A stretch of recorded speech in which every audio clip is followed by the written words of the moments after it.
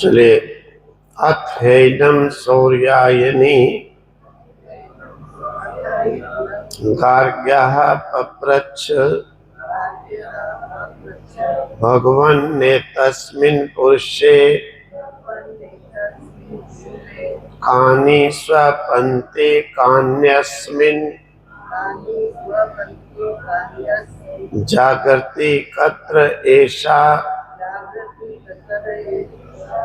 देवाः स्वप्नान् पश्यति कस्यैतत् सुखं भवति कस्मिन्नु सर्वे सम्प्रतिष्ठा प्रतिष्ठिता भवन्ति इति। अतः एनम सौर्यायनी गार्ग्यः पप्रच्छ भगवन् एतस्मिन् पुरुषे कानि स्वपन्ते कानि अस्मिन् जागर्ति कतर एषा देवा स्वप्नान् पश्यति कस्य एतत् सुखं भवति कस्मिन्नु सर्वे सम्प्रतिष्ठिताः भवन्ति इति। तस्मै सा होवाच यथा गार्ग्या मरीचयो अर्कस्यास्तं गच्छताः सर्वा एतस्मिंस्तेजो मंडला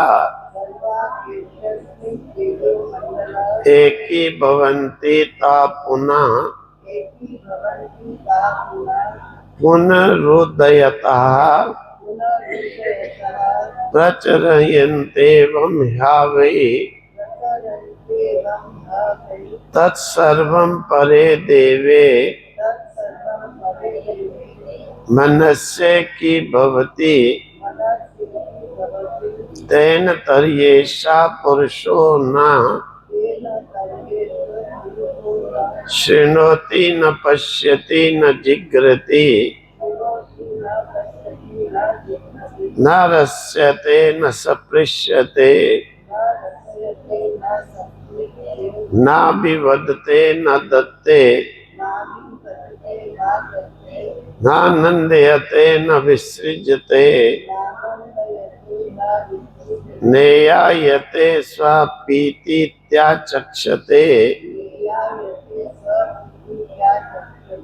तस्मै साहो उवाच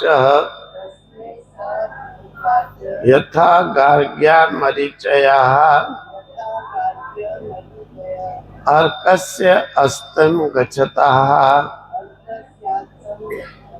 सर्वा एतस्मिन् तेजो मंडले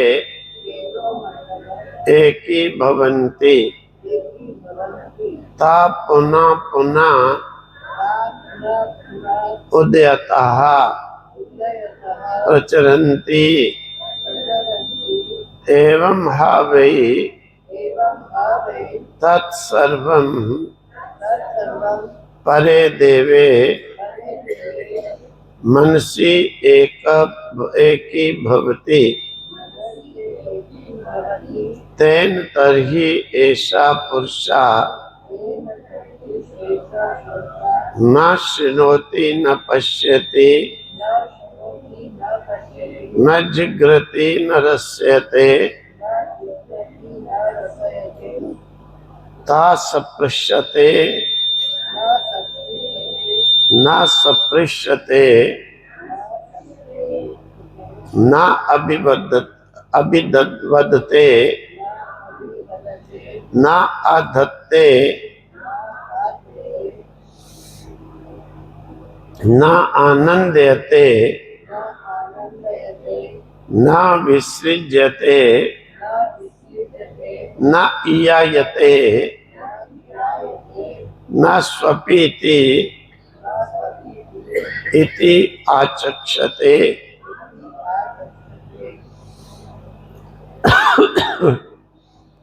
कहते हैं चतुर्थ जो प्रश्न था, प्राण, मन, आत्मा, ब्रह्म का उत्तरोत्तर महत्व।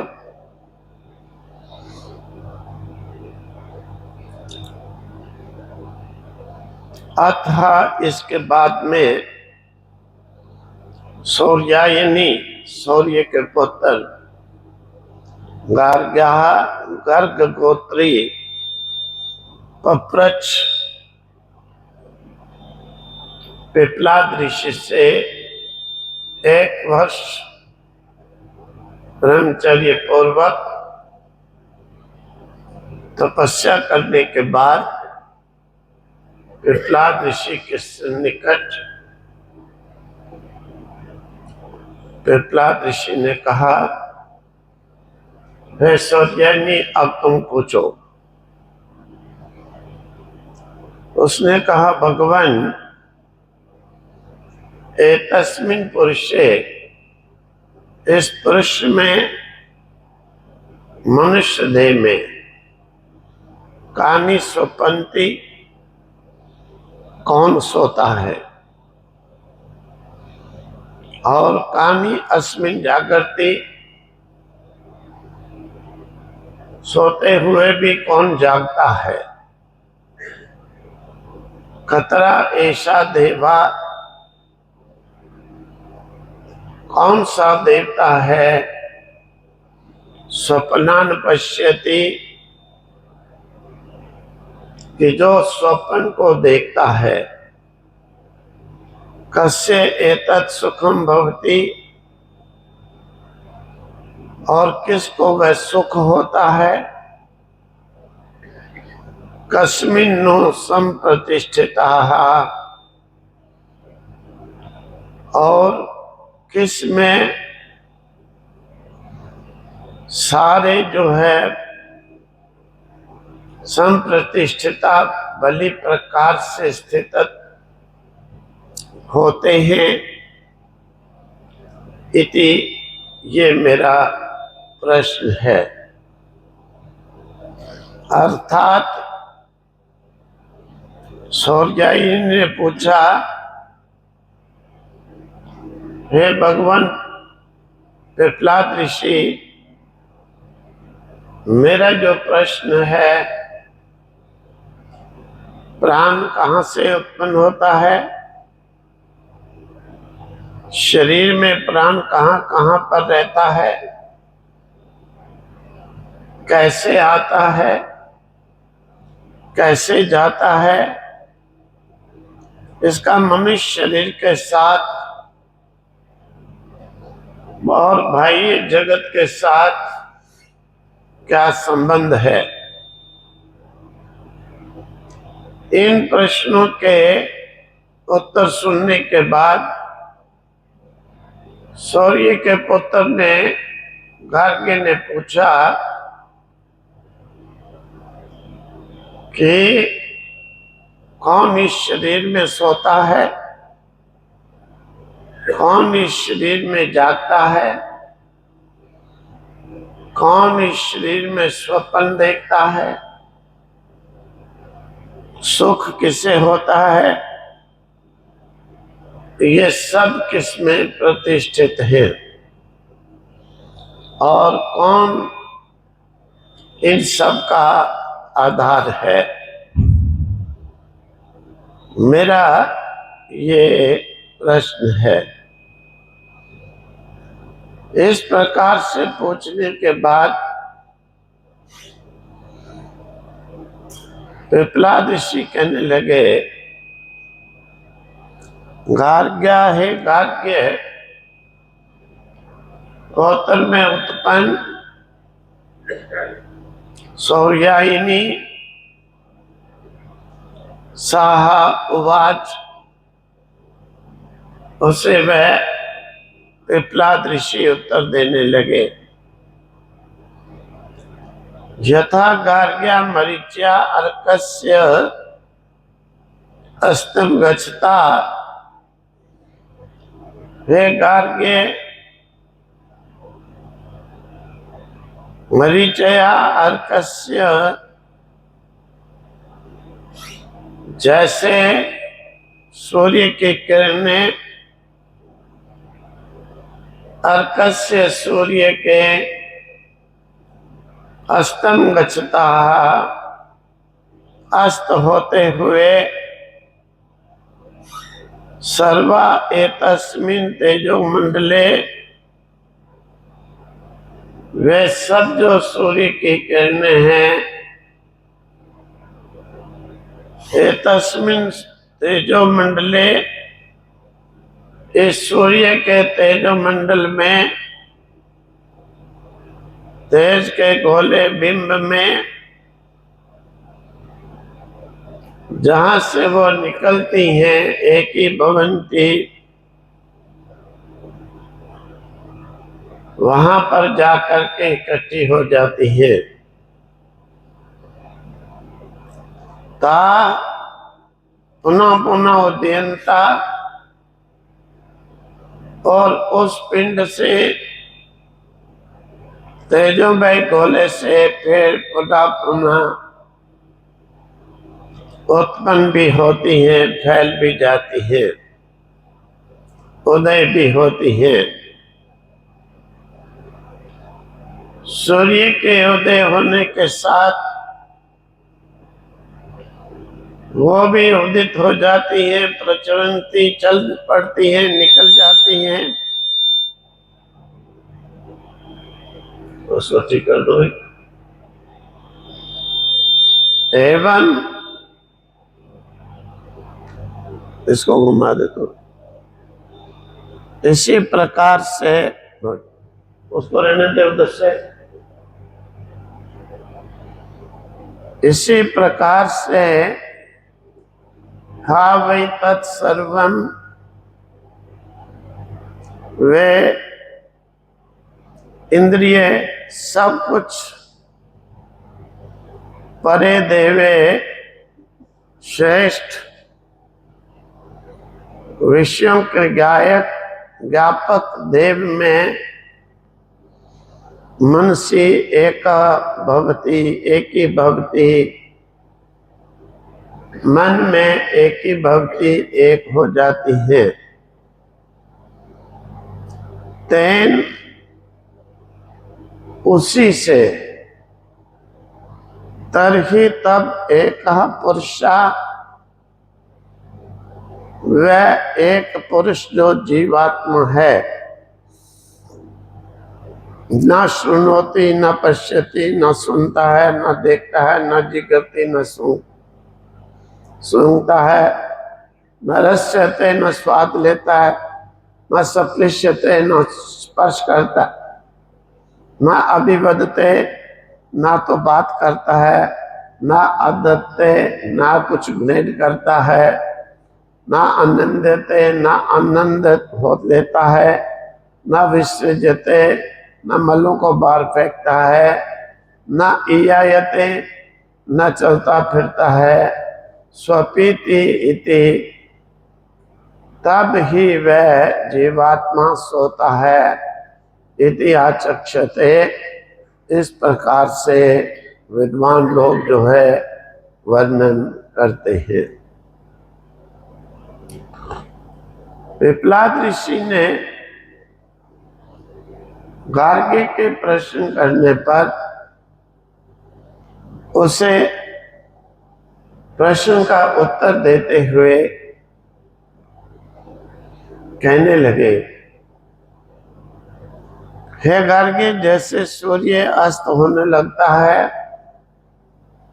तो सब किरणें जो सूर्य की सुबह उससे निकली हुई हैं वापस जाकर के उस तेजोमंडल सूर्य के पिंड में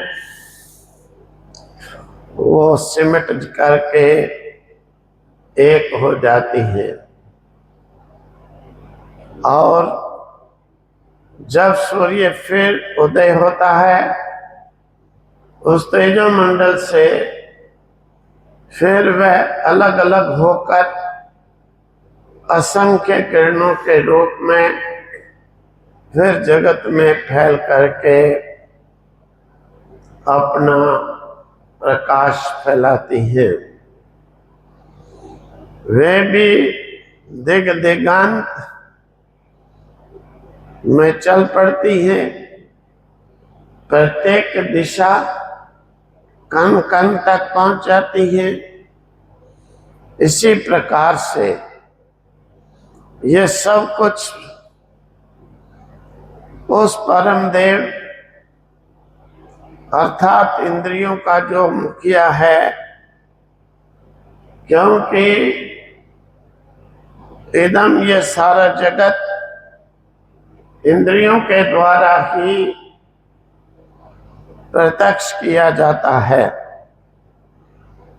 तो ये सब जगत को देखने वाली, प्रत्यक्ष करने वाली इंद्रियां सिमट करके मन में जा करके एक हो जाती है। अर्थात मन रूपी सूर्य के इंद्रियां किरणें हैं। मन के अस्त होने अर्थात मन के सोते समय ये सिमट करके एक हो जाती है। इसी से सोते समय इंद्रियों के सभी फंक्शन, सभी विषयों को विषयित करने वाली शक्तियां सब ही अस्त हो जाती है।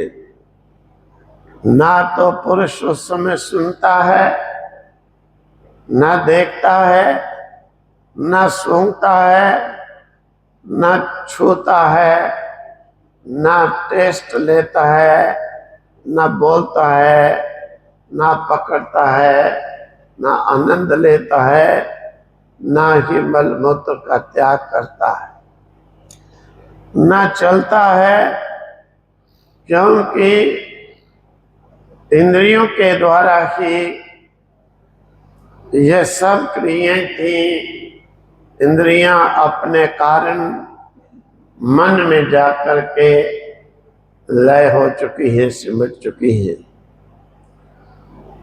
हे गार्ग्य, ऐसी अवस्था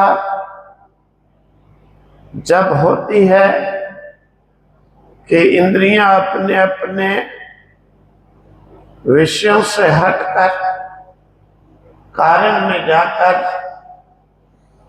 लय होकर अपने विषयों को भूल जाती हैं, कुछ भी विषय को विषयत नहीं चाख नहीं सकती, उसी अवस्था को स्वप्ति, सोया हुआ कहा जाता है। यह सोते हुए की अवस्था है। इस प्रकार से पिपलाद ऋषि ने गार्ग्य को गर्भोत्तर में उत्पन्न गार्ग्य को ये सोने के लिए उत्तर दिया। ओम तत्सत, ओम तत्सत, ओम तत्सत।